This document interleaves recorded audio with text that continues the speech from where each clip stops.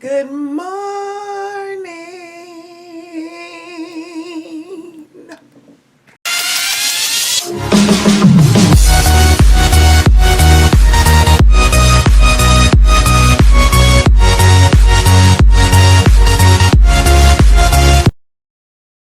Hey y'all, welcome to Moniez Table. I'm your girl Moni. Before we get into the video, go ahead and hit that subscribe button and also hit that little bell that's beside the subscribe button so that you can receive instant notifications of when I upload a new video, because a lot goes down at the table, so you don't want to miss it. Today is May the 13th. It's a Wednesday. Happy Wednesday to everybody. So you can tell by the title of this video what this video is going to be about. You know, that's why we have titles.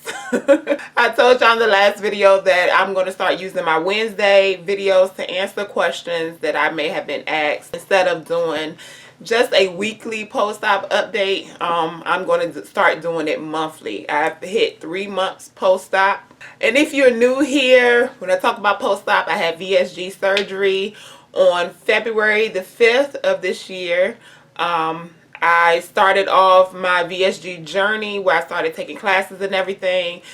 And on December, the beginning of December is when I really started taking classes and stuff. I started out at 352. On my surgery day on February 5th, I was 318. And the last time I weighed in, which was last Wednesday, which I think was the 6th, I was 264. So my goal for this month was to at least be out of the 260s. I have not weighed or anything. I actually had my son to hide the scale. Okay, so I don't know how much I weigh. I've been eating on plans, doing what I'm supposed to do and all of that. I just want to be out of the 260s by the end of the month. I just really been paying attention to my clothes and how they fit and getting into gold clothes and all that stuff, which has happened. I'm actually wearing a pair of jeans that in February I could fit them, but they were so tight. And then before February, I couldn't even get them up past my thighs at all. Once I had lost like the initial 30 plus pounds, I was able to at least get them up and button them, but they were so tight that I couldn't wear them. So now they're on, they're comfortable, and I actually have a lot of space in the waist where I need a belt to keep them up. But I'm happy about that. So that's really what I've been paying attention to during this time. It's just the way my clothes is fitting. Getting into new sizes and just paying attention to my body, how it looks versus what the scale says, because sometimes, many times, all the time, the scale does not tell the full story. So you may think you're not losing because the scale is still staying the same, but actually you're losing inches. A lot of people say muscle weighs more than fat. That's not the truth. I don't know why people say that. 5 pounds is 5 pounds.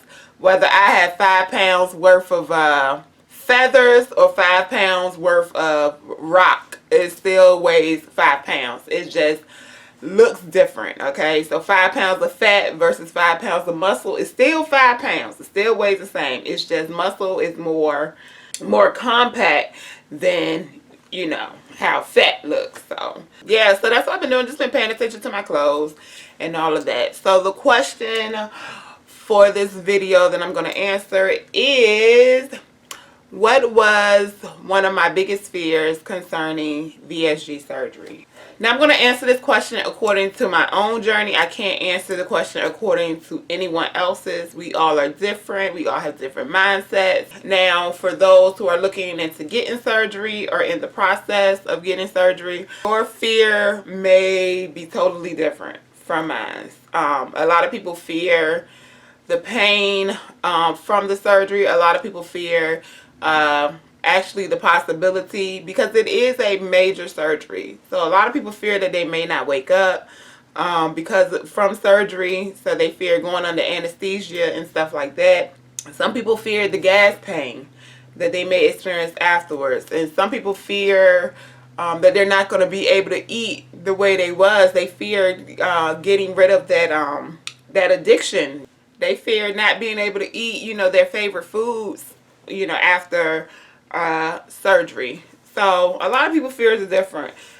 But what my biggest fear, and I hate to call it a fear, because God has not given us a spirit of fear, but a power of love and of a sound mind. So I try to make sure I don't fear too much of anything, but fear is a natural human emotion that we go through, and God understands.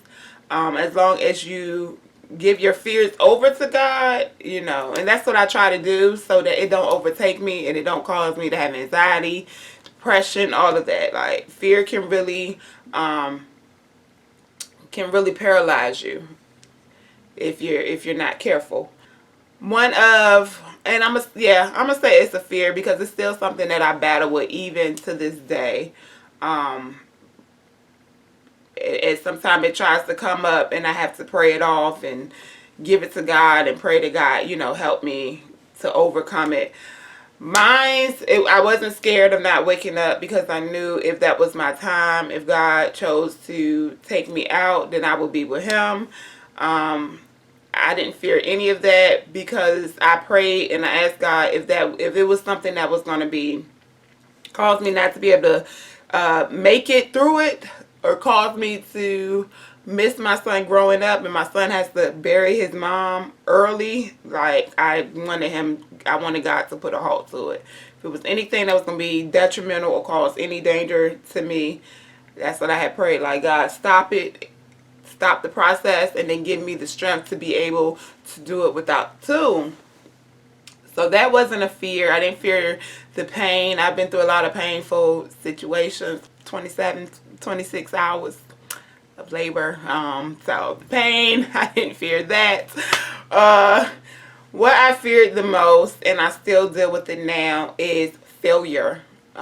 Failure after VSG. And when I mean failure, I mean not getting to my goal weight, or getting to my goal weight and gaining the weight back, and just failure. Like, being this same size come next year, being this same size come next month, being the same size come next week.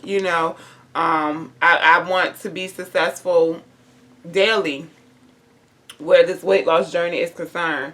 And success is not just what you see on the scale, but it's choosing to eat healthy, and choosing to eat right, and choosing to drink water over juice, and choosing to eat low carb versus the breads and the sweets. I got a sweet tooth out of this world, and I want to be successful with choosing. I'm not going to eat that, because it does no good for me. It's no good to my body.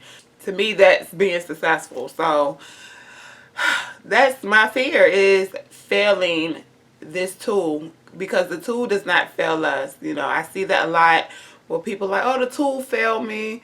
The tool is not working. My surgery is not working. No, you failed the tool. The tool was given. The doctors did what they had to do, and you didn't work on this up here. So the tool, it can do but only so much. It can do only but so much.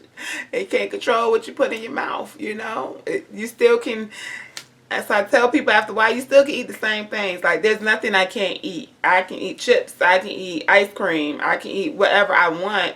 I may not be able to eat as much of it now.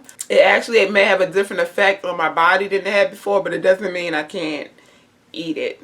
Us bariatric patients, sometimes we go through this thing called dumping syndrome. It's worse for people who got gastric bypass, but those who got the gastric sleeve, we also experience it as well. And it's when you eat like too much fatty, greasy, or foods with sugar. It makes you feel nauseous. Some people have diarrhea. Some people throw up. But some people just deal with extreme nausea.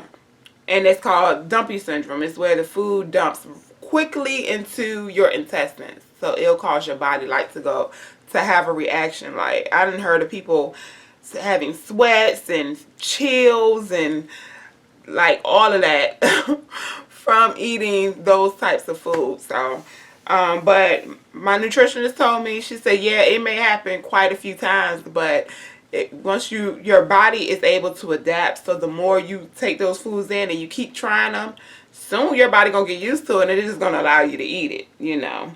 So you can use the effects of dumpy syndrome as a tool to not, you know, cheat or not go off your plan. But if you continuously do it, you could train your body to actually accept those foods, and it will be just like you didn't have surgery. That was my fear. It wasn't the surgery itself. It wasn't the pain. It wasn't none of that. It wasn't even possibly dying from having a major surgery. It was, and it still is, failing the surgery or getting to a certain point and I'm nowhere near my goal and I'm not able to get to where I want to be. So yeah, that's it. That is one of the fears that I deal with where VSG is concerned, is failing this tool.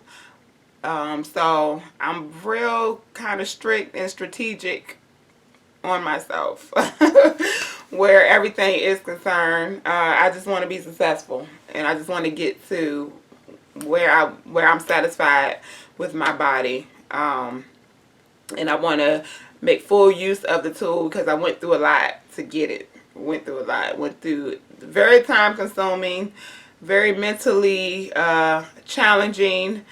Went through a lot to get it, so I definitely don't want it to be where I done went through all that and then I'm still here at the same position this time next year. No, I don't want to be at the same position this time next month or this time in 2, 3, 4 months. I constantly want to better myself, and constantly want to get closer to my goal than I was last month. So I will be weighing in. I'm going to try to hold off on the scale until the 5th of June, and that will put me at 4 months post-op. I'm going to try to hold off. I don't know. Well, I don't have the scale to keep track because the scale keeps me focused, y'all. So I'm going to try to stay focused without the scale, okay, during this time. So I don't jump on the scale and it be like, you done gained 5 pounds.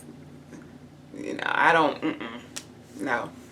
I want to have a loss and I want to be out of the 260s when I jump on that scale. Hopefully I could be at 252 because that will put me at a 100-pound loss overall. So that will be great too. But we'll see. As long as I'm out of the 260s, I'm not going to complain. My clothes is fitting much better. I'm like, that's good for me. I thank you all so much for watching. Hopefully your week is going well in the next half of your week because this is hump day. So the second half of your week goes even better than the first half. God bless you. Until we meet again, may God be with you and may heaven smile upon you. Be blessed.